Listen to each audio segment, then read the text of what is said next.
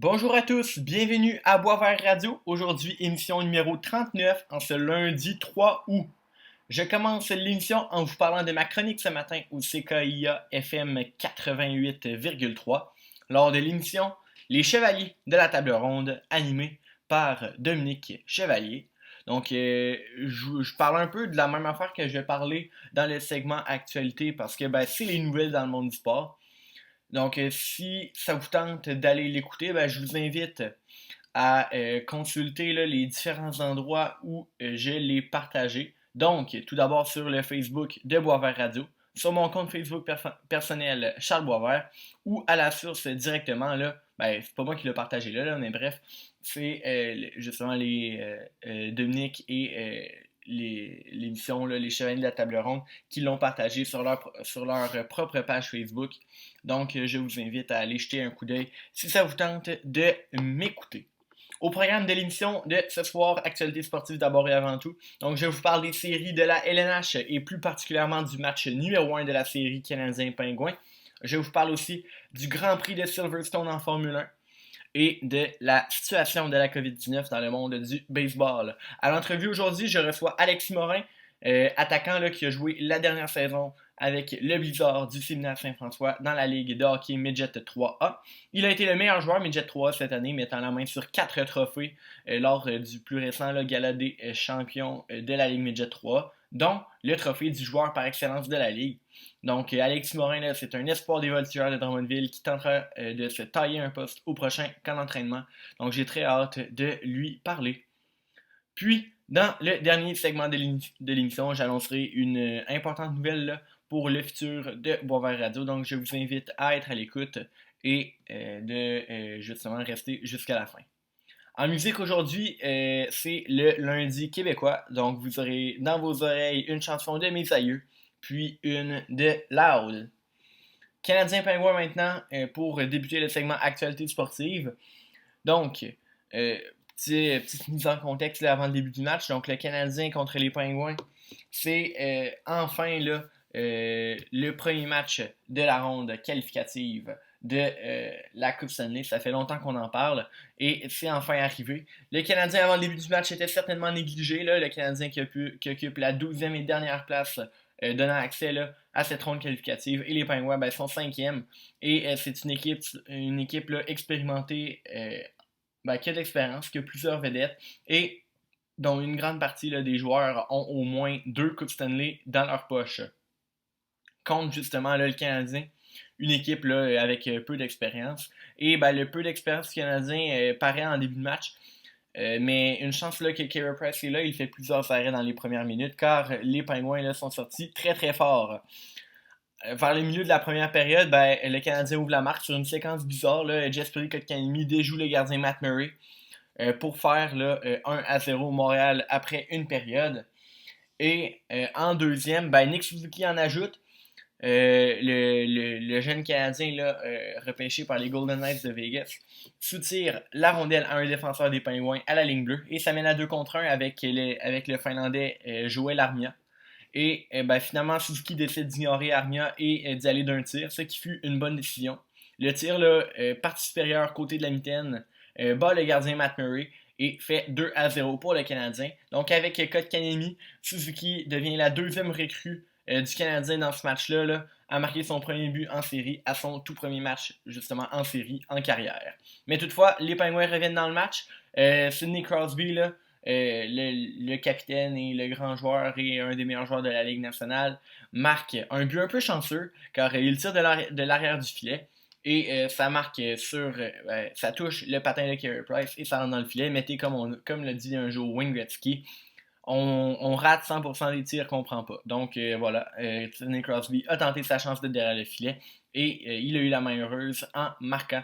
Et puis ensuite, lorsque Jonathan Drouin était au cachot pour une punition, excusez-moi, Brian Rust des Pingouins a sauté sur un retour devant Carey Price, là, un tir qui provenait de la pointe.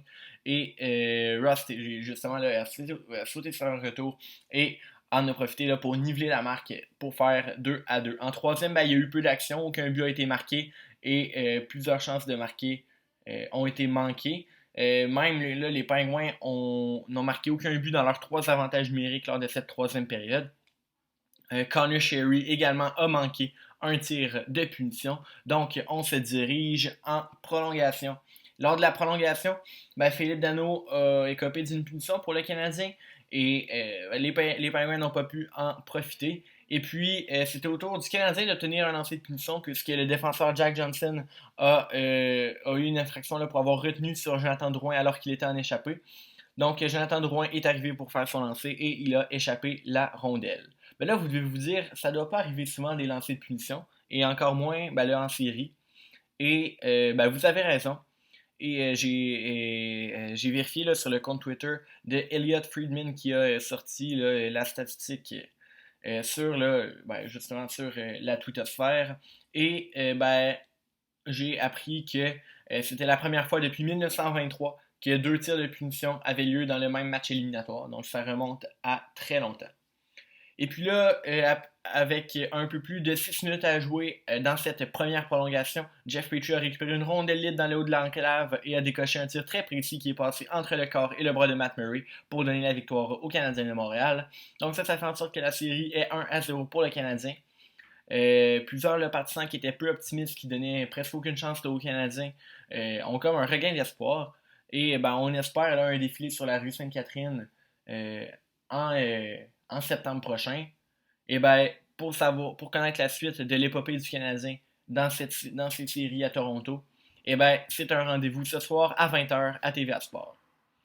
D'autres matchs ont eu lieu dans la Ligue nationale. Je les couvre là rapidement. Donc, samedi, les Blackhawks de Chicago ont gagné 6-4 contre les Oilers d'Edmonton. Ils prennent donc les devants 1-0 dans la série. A noter que dans cette rencontre, le Tchèque, la recrue là, Dominik Kubalik, a battu un record du plus de points à un premier match en série pour une recrue. Il a amassé 2 buts et 3 passes dans la victoire pour un total de 5 points. Donc voilà, nouveau record battu pour la Ligue nationale. Ensuite, les Flames de Calgary ont gagné 4-1 contre les Jets de Winnipeg pour prendre aussi là, de leur côté les devants 1-0 dans la série. Les Jets, dans la rencontre, ont perdu Mike Scheifele et Patrick Laine sur des blessures. Donc, très mauvaise nouvelle pour eux. On ne sait toujours pas là, si... on espère pour eux qu'ils pourront être là, qu'ils pourront revenir d'ici la fin de la série de la ronde qualificative.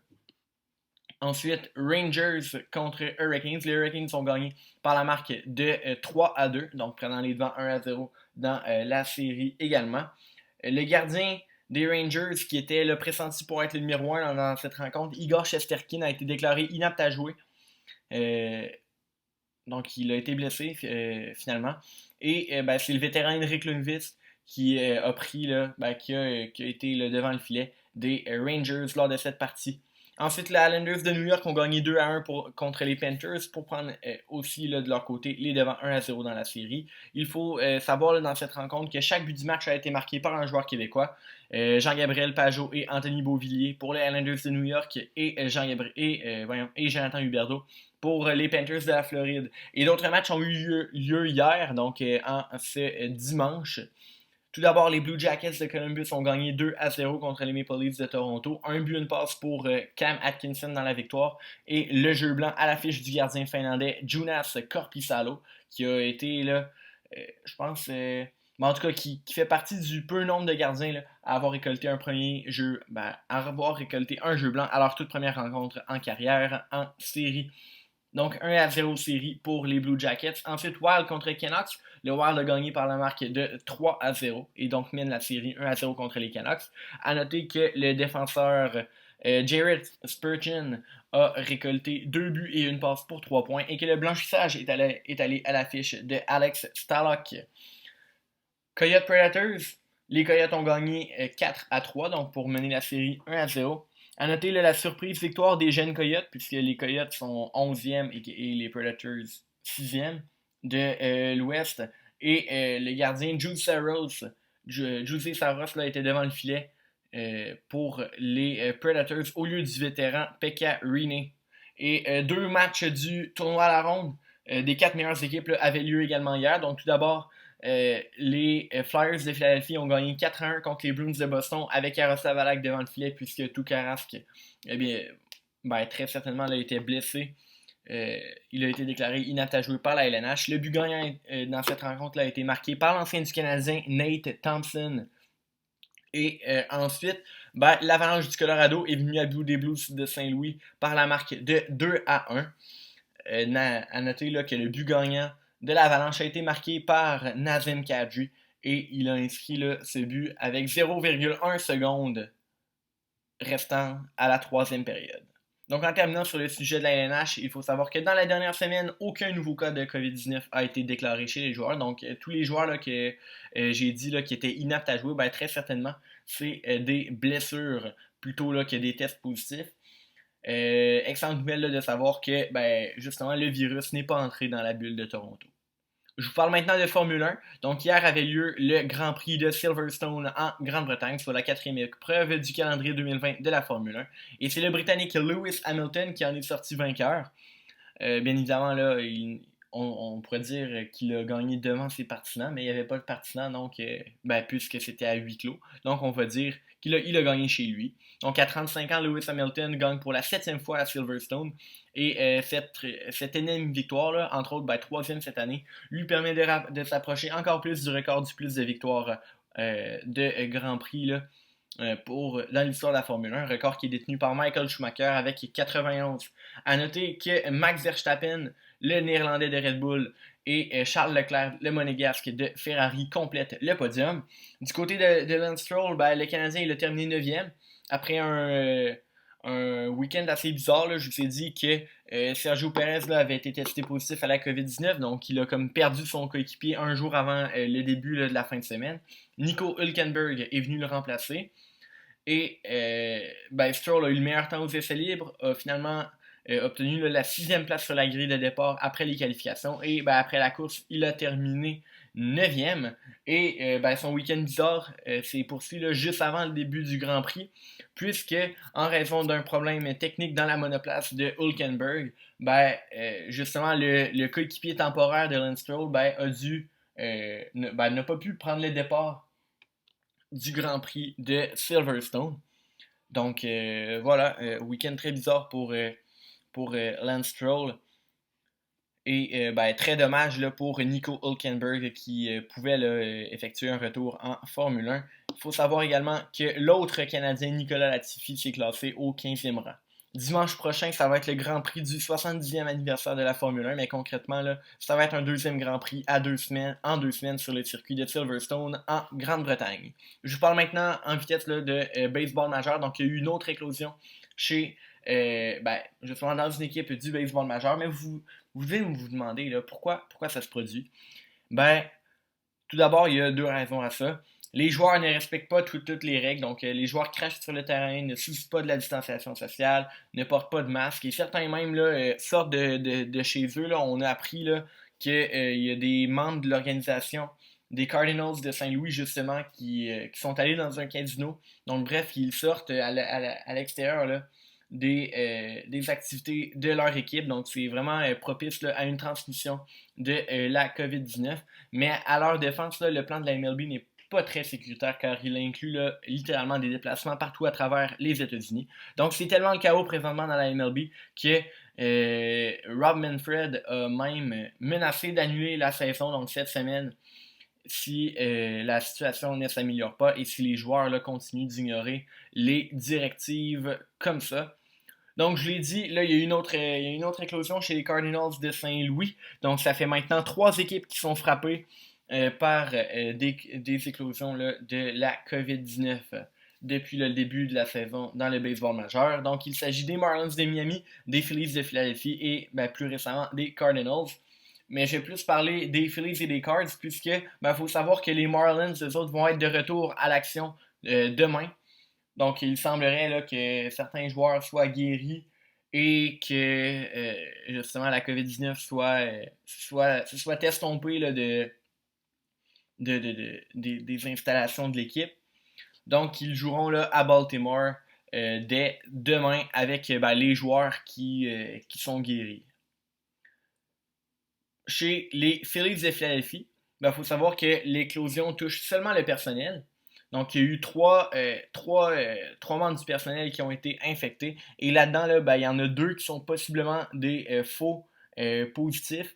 Donc, bref, puisqu'aucun joueur des Phillies n'a été touché, ben, ça fait en sorte qu'ils ont pu reprendre là, les entraînements en fin de semaine et qu'ils seront de retour là, à l'action ce soir contre les Yankees de New York. Et finalement, ben, les Cardinals de Saint-Louis ont été la plus récente des trois équipes à connaître une éclosion. Elle s'est déroulée, là, on a eu les premiers tests positifs vendredi avec trois joueurs et quelques membres du personnel là, qui ont été infectés.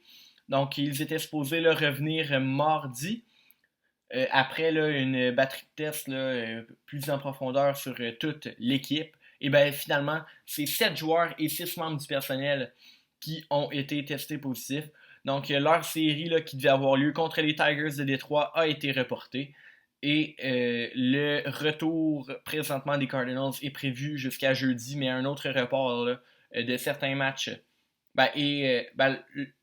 Leur retour est prévu vendredi puisque leurs matchs sont annulés jusqu'à jeudi. Voilà, c'est ce que je voulais dire. Donc bref, leur série en fin de semaine là, pourrait aussi être reportée, là, tout dépendamment de l'évolution de la situation chez les Cardinals de Saint-Louis. Donc voilà, c'est tout pour l'actualité d'aujourd'hui. On va maintenant en musique pour la première fois de l'émission dans ce lundi québécois. Voici un très bon classique du groupe Mes Aïeux. C'est Dégénération à l'instant. Et au retour, Alexis Morin est avec nous. Restez là.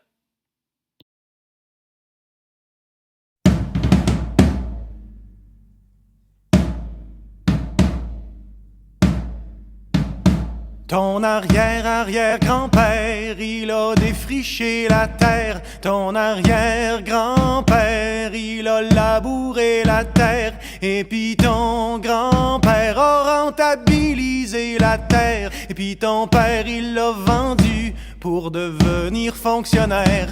Et puis toi, mon petit gars, tu sais plus ce que tu vas faire dans ton petit 3,5, ben trop cher, fret en hiver. Il te vient des envies de devenir propriétaire et tu rêves la nuit d'avoir ton petit lopin de terre. Ton arrière-arrière-grand-mère, elle a eu 14 enfants. Ton arrière-grand-mère en a eu quasiment autant. Et pis ta grand-mère en a eu 3, c'était suffisant. Pis ta mère en voulait pas, toi t'étais un accident. Et pis toi, ma petite fille, tu changes de partenaire tout le temps. Quand tu fais des conneries, tu t'en sauves en avortant. Mais y a des matins, tu te réveilles en pleurant quand tu rêves la nuit d'une grande table entourée d'enfants. Ton arrière-arrière-grand-père a vécu la grosse misère. Ton arrière-grand-père, il ramassait les scènes noires. Et puis ton grand-père, miracle, est devenu millionnaire. Ton père en a hérité, il l'a tout mis dans ses REER. Et puis toi, petite jeunesse, tu dois ton cul au ministère. Pas moyen d'avoir un prêt dans une institution bancaire pour calmer tes envies de hold-up et la caissière. Tu lis des livres qui parlent de simplicité volontaire. Tes arrière-arrière-grands-parents, ils savaient comment fêter. Tes arrière-grands-parents, ça swingait fort dans les veillées. Puis tes grands-parents ont connu l'époque yéyé. Tes parents, c'était les discos, c'est là qu'ils se sont rencontrés. Et puis toi, mon ami, qu'est-ce que tu fais de ta soirée? Éteins donc ta TV, faut pas rester encabané. Heureusement que dans vie, certaines choses refusent de changer. Enfile tes plus beaux habits, car nous allons ce soir danser.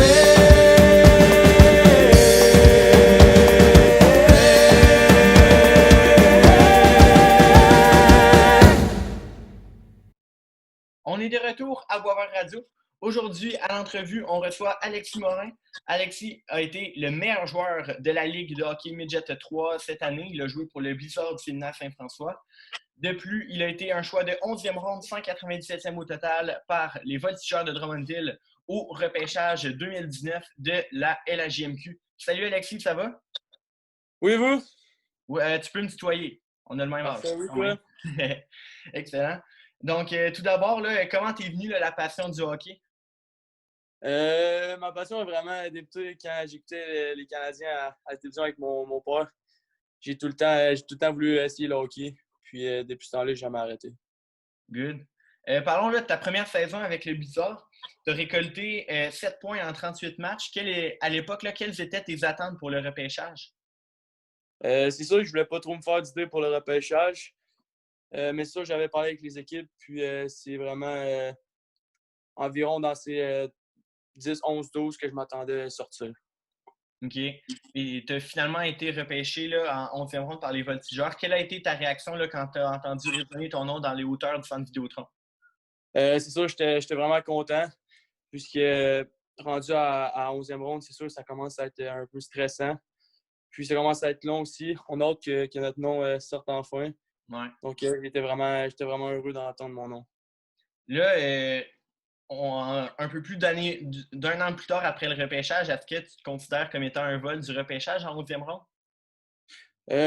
C'est sûr que je suis vraiment content d'avoir progressé de cette manière. Je peux dire que oui, je pense que j'étais un bon choix au repêchage. Puis j'ai travaillé pour ça. Donc oui. Une ronde plus tôt, là, ton bon ami Jérémy de Sainte-Marie est sorti dans la même équipe pour les Voltigeurs. Comment as-tu vécu là, justement ce moment-là au repêchage, puis ensuite aller au camp d'entraînement à Drummondville avec Jérémy? C'est sûr que j'étais vraiment content pour Jérémy. C'est vraiment un bon ami, puis un bon coéquipier. On a joué pas mal toute l'année ensemble. Puis c'est sûr que j'étais vraiment heureux pour lui qu'il se fasse repêcher. Puis aussi, j'étais vraiment content qu'il soit avec moi à Drummondville. Good. Cette saison-là, dans le Midget 3, tu as explosé les compteurs littéralement. Là, 31 buts, 24 aides, 55 points, le tout en 40 matchs seulement. À quoi est-ce que tu attribues cette incroyable progression entre tes deux années avec le Blizzard, là, passé de 7 à 55 points? Je pense que c'est vraiment. J'ai vraiment travaillé fort pour me rendre là. Aussi, il ne faut pas oublier mes coéquipiers qui m'ont aidé tout au long de l'année à atteindre ces points-là. Puis aussi, m'être développé en tant que joueur et personne. Je pense que sans eux, je ne serais pas rendu là aujourd'hui. Puis il ne faut vraiment pas leur enlever le mérite. Faut vraiment. Je pense qu'ils passent souvent sous le radar, mais c'est vraiment grâce à eux que je suis rendu là. Good. Le Blizzard là, en série a malheureusement perdu contre les Gaulois de Saint-Hyacinthe en première ronde des séries. Quelle a été là, ta réaction là, personnellement? Comment as-tu vécu cette élimination assez hâtive? Là, ouais. C'est sûr que, comme en tant que joueur de hockey, personne n'aime ça perdre. Puis c'est sûr que ça a été dur pour moi de la défaite. Mais faut aussi donner le mérite à Saint-Hyacinthe qui a joué des excellentes séries. Puis, mais c'est sûr qu'en tant qu'athlète, je suis vraiment déçu d'avoir perdu. Good. Comme je l'ai mentionné tantôt, tu as été le meilleur joueur cette année dans le Midget 3. Tu as remporté une multitude de trophées, là, je l'ai nommé. Donc, le trophée du joueur par excellence, la Coupe fédérée. Le trophée Daniel Brière pour la performance hockey-études. Le trophée Sylvain Turgeon pour le meilleur pointeur du circuit et une place au sein de la première équipe d'étoiles de la Ligue. Qu'est-ce que ces honneurs veulent dire pour toi? Ces honneurs veulent vraiment dire que mon travail a porté fruit. Je pense que tous les efforts, tous les sacrifices que j'ai mis, ils ont été récompensés. Puis, c'est vraiment ce qu'ils veulent dire pour moi, ces honneurs-là. Puis aussi, comme je l'ai dit tantôt, il ne faut pas oublier mes coéquipiers qui m'ont aidé à aller chercher ces trophées. Puis, le succès qu'on a eu aussi, c'est vraiment un travail d'équipe. Good. Je vais attirer l'attention vers un trophée en particulier, là, le trophée Daniel Brière pour la performance hockey-études. À quel point pour toi c'est important, justement, la conciliation hockey-études? C'est sûr que pour moi, l'école a tout le temps été une priorité. C'est vraiment dans mes valeurs. Puis, c'est sûr que pour moi, c'est vraiment important. Puis, je l'ai démontré tout au long de l'année. portons-nous là, vers l'an prochain. Quel est ton objectif justement pour la saison 2020-21 de hockey qui s'en vient? C'est sûr que mon objectif, c'est premièrement de jouer avec les Voltigeurs. C'est vraiment ça mon objectif. Good. Parlant des voltigeurs, là, au repêchage cette année, ils ont réclamé 4 joueurs qui étaient classés parmi les 10 premiers, soit Justin Côté, Michael Lastarza, Maverick Lamoureux et Luke Woodworth. De plus, ils comptent sur 3 des 6 meilleurs pointeurs de la saison dernière dans le Midget 3, soit toi, ton coéquipier Jérémy Sainte-Marie et l'attaquant des Chevaliers de Lévis, Elliott Lavoie. Comment est-ce que tu vois là, le futur à Drummondville? C'est sûr, on est vraiment un club avec beaucoup de jeunes talentueux. Puis c'est sûr, je vois un avenir prometteur avec Drummondville. Puis je suis sûr que Drummond va être une très bonne équipe dans les prochaines années. OK. Et pour l'année prochaine, justement, comment est-ce que tu entrevois là, la saison 2020-2021 avec les Voltigeurs, avec possiblement là, plusieurs jeunes joueurs dans l'alignement? Ben, c'est sûr que je pense que Drummondville va être un club jeune, mais qui va être capable de compétitionner. Puis je pense que ça va bâtir un avenir prometteur. Good. À quel genre de joueur les Voltigeurs ont sous la main avec Alexis Morin? Quel genre de joueur de hockey es-tu? Et mettons, si tu avais à te comparer à un joueur, peu importe le niveau, là, ça serait qui? Je pense que je suis un joueur qui est capable de jouer dans les deux sens de la patinoire, autant offensivement que défensivement. Puis c'est pour ça que je me compare aussi à Pierre-Luc Dubois. C'est vraiment un joueur que j'admire. Good. Tu as joué là, 6 matchs avec les Voltigeurs cette année, dont un au centre Vidéotron, et tu as récolté une mention d'aide dans ces 6 rencontres-là. Raconte-moi, dans le fond, ton expérience là, de jouer dans le junior majeur. C'est sûr que de passer d'une Jet 3 à aller remplacer dans la LGMQ, je pense que c'est vraiment totalement différent. C'est vraiment plus gros, plus vite. J'ai vraiment aimé mon expérience. L'organisation des Voltigeurs m'a vraiment bien accueilli. C'est vraiment une organisation exceptionnelle. Puis j'ai beaucoup appris en allant remplacer. Good. Justement, là, qu'est-ce que tu as retenu du fait de côtoyer des joueurs juniors majeurs pendant ces 6 matchs-là? Qu'est-ce que ces 6 matchs-là ont apporté de plus à ton bagage d'expérience? Premièrement, de la confiance, c'est sûr. En revenant, j'avais beaucoup plus de confiance. Mais aussi les joueurs, je vois qu'ils sont vraiment bien préparés. C'est vraiment sérieux. Je pense que c'est vraiment un autre monde comparé à un Jet 3. C'est vraiment c'est rendu professionnel. Tous les joueurs veulent gagner et se préparent pour un match comme si c'était un match de la Ligue nationale. Good. Sur quoi est-ce que tu travailles là, cet été, dans le fond présentement, là, pour être fin prêt pour le camp des Voltigeurs?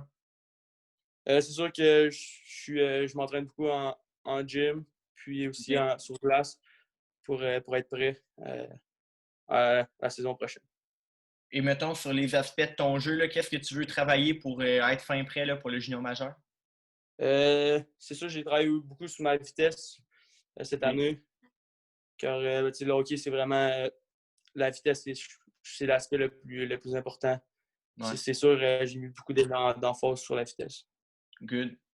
Et si jamais là, tu ne réussissais pas à tailler un poste avec les Voltigeurs cette année, quelles sont tes autres options pour le hockey l'an prochain? C'est sûr que présentement, je ne pense pas beaucoup à d'autres plans. Je me concentre vraiment sur les Voltigeurs. Puis, si ça ne fonctionne pas avec les Voltigeurs, c'est sûr que je vais trouver d'autres plans. Mais je veux vraiment avoir un plan en tête et c'est vraiment les Voltigeurs. Puis, si ça marche pas, ça fonctionne pas avec les Voltigeurs, c'est sûr que je vais trouver un autre plan. Good. Pour savoir là, où est-ce que tu as joué ton hockey mineur, là, par exemple, avant d'arriver là, dans la structure Blizzard, tu étais où?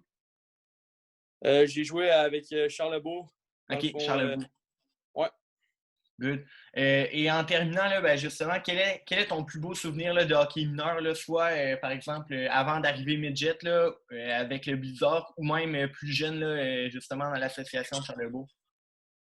C'est vraiment le tournoi de Pee-Wee de Québec. C'est vraiment quand je représentais les petits Nordiques au centre Vidéotron, c'est vraiment ça mon plus beau souvenir. Good. Tu l'as fait 2 fois, le tournoi Pee-Wee? Oui, 2 fois. Une fois, je représentais les Nordiques, puis l'autre, mon équipe normale. OK, c'est bon. Merci beaucoup, Alexis, d'avoir accepté mon invitation. Merci à toi.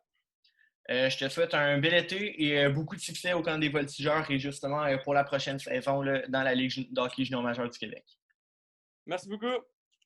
On va maintenant en musique pour la deuxième fois de l'émission dans le lundi québécois. Voici un gros succès de l'année 2018. C'est Toutes les femmes savent danser de Loud.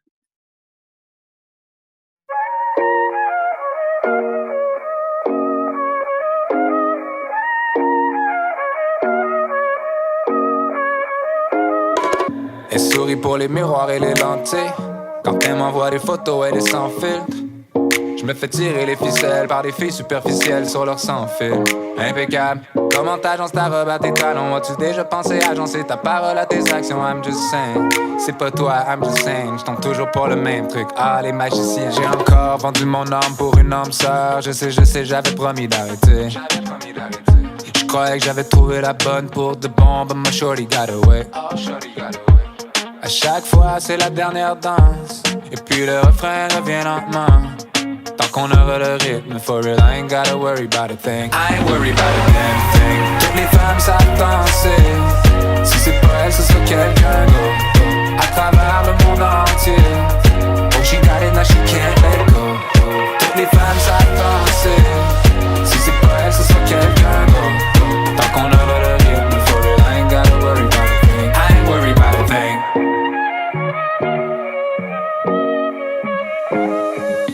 Maintenant tu m'attends sur ma deuxième ligne. J'avais que tu rappellerais one of these days. Mais t'en fais pas, mon cœur est flexible. Tu peux le squeeze mais pas le briser. Oublie le passé, on fait comme de rien. Tu veux passer la nuit, y'a aucun problème.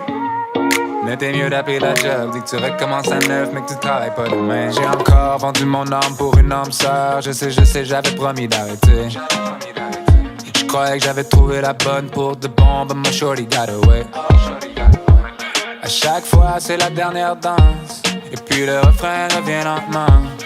Tant qu'on aura le rythme, for real, I ain't gotta worry about a thing. I ain't worried about a damn thing. Toutes les femmes savent danser. Si c'est pas elle, ce sera quelqu'un d'autre. À travers le monde entier. Oh, she got it, now she can't let go. Toutes les femmes savent danser. Si c'est pas elle, ce sera quelqu'un d'autre. Tant qu'on aura le rythme, for real, I ain't gotta worry about a thing. I ain't worried about a damn thing. Danser. I ain't worried about a damn thing. Toutes les femmes savent danser. I ain't worried about a damn thing. Toutes les femmes savent danser. I ain't worried about a damn thing. Tant qu'on aura le rythme, for real, I ain't gotta worry about a thing. I ain't worried about a thing.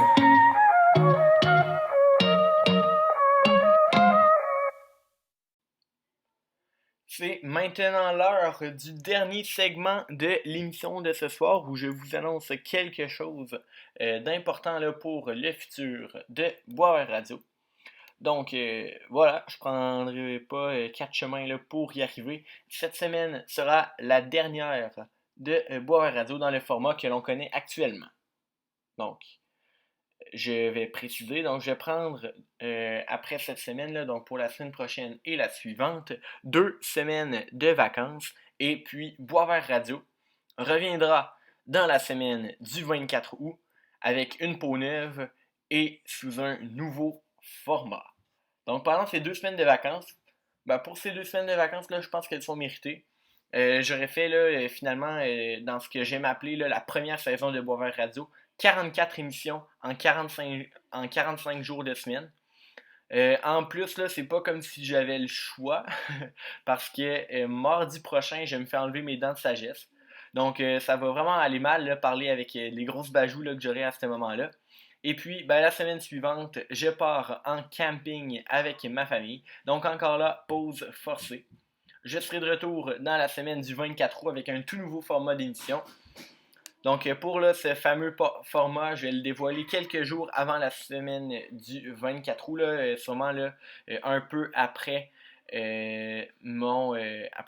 justement mon retour de camping là, avec ma famille. Donc, j'ai rien perdu là, de la passion de la radio. Là, je vais revenir avec plaisir, mais c'est un peu là, deux semaines de vacances forcées et aussi qui vont faire du bien de mon côté. Donc, mais toutefois, je vous réserve un petit cadeau là, pour la fin de semaine qui arrive. Donc, je vous donne un indice, là, c'est un petit cadeau musical. Donc, restez à l'affût. Je vais publier quelque chose de très... quelque chose de musical bientôt, vous allez voir. Donc, c'est tout pour l'émission de ce soir. Merci beaucoup à Alexis Morin pour l'entrevue. Demain à l'émission, je reçois Nicolas Pelletier. Nicolas est le directeur général de l'association de hockey mineur de Sainte-Foy. Donc, on va parler là, de la prochaine saison chez les gouverneurs et ce qu'il y aura de différent, bien entendu, là, en raison du nouveau coronavirus. Demain aussi, ce sera la chronique NBA de Jérémy Daniel à ne pas manquer. Je vous rappelle aussi que vous pouvez voter pour le décompte musical de mercredi jusqu'à mercredi, justement. Donc, sur le Facebook de Boisvert Radio, sur la publication épinglée tout au haut là, du fil Facebook de Boisvert Radio, ben, vous retrouverez la liste des 10 chansons ayant joué la semaine dernière à Boisvert Radio. Et je vous invite à voter pour vos 3 préférés. Aussi, je vous annonce là, que vendredi, il n'y aura pas de ligne ouverte. Donc, j'utiliserai le dernier segment de l'émission vendredi là, pour un peu vous rappeler là, ce que j'ai dit ce soir et pour conclure là, la première saison de Boisvert Radio de la bonne manière. Donc merci à tous d'avoir été à l'écoute ce soir. Je vous dis donc à demain pour une nouvelle émission à Boisvert Radio.